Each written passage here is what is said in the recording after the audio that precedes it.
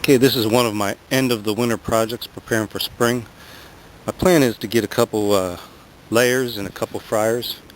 So this is going to be a portable chicken run, and I have to build the chicken coop yet. I just finished this today, the chicken run. Like I said, portable so I can move them around in this general area. Now as the chickens get older, of course, then they know that this is where they eat and shelter.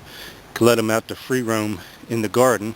And when they're young, when the garden's not established, I can take the portable coop and run and move it around in the garden so they can feed off insects and plants that are growing in there. Now you can see this is all made out of used lumber. I did buy the chicken wire, but this is all from different projects that I took apart, things that were used in the past, and scrap lumber from pallets I found on the side of the highway. I'd take them apart, I'd save the fasteners, I'd save the lumber, and that's what I build a lot of my projects out of that don't need to be out of quality lumber. Of course, I did buy a piece of wood for the gate because you do need a nice piece for a gate. Used hinges, so no expense there except for the chicken wire. I did buy some lumber for the coop, and I'm going to work on that next. I'll keep you updated with how things are going. And you see my garden's hand-tilled and raked out already. I put down lime, and you can see I have a nice patch of kale already because it wintered over. This is from last spring. I planted it, ate off it all summer long, and even into the fall. Now when the freezing weather hit, the plants kind of laid low and I didn't eat off of them, but as soon as the weather warmed up just a little bit, as long as it's above freezing, you can pick and eat off of these. So these are a great plant to have. See, the nice young ones are good in salads.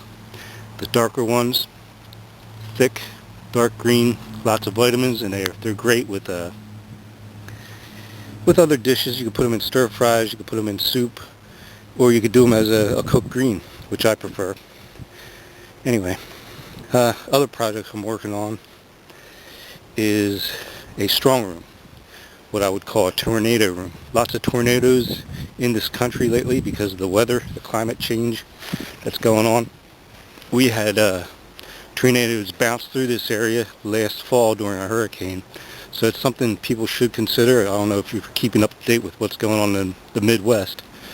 Tornadoes everywhere. If you have a basement, build yourself a strong room. That's what I'm doing.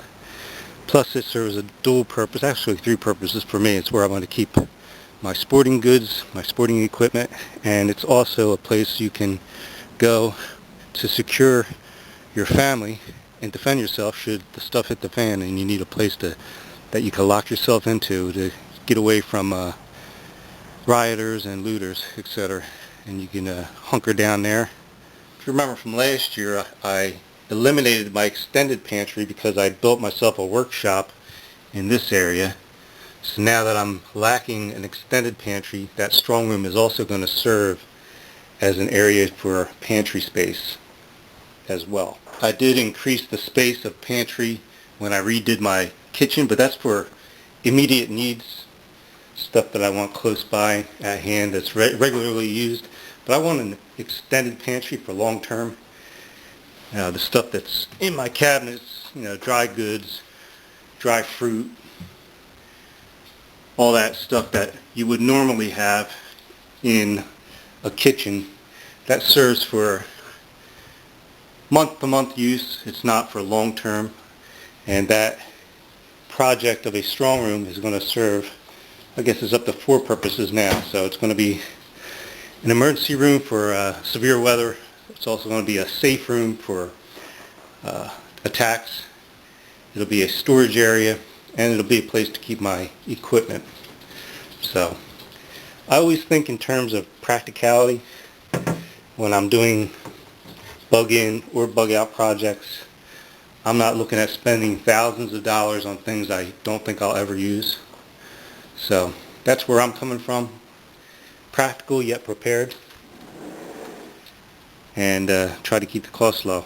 Go ahead, get out of here. It's one strange dog.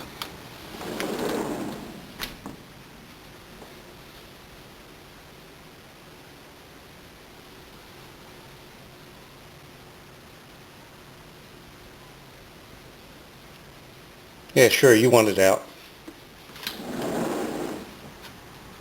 He thought I was going out. That's why he headed that way. He can't be anywhere without me. Or his mama.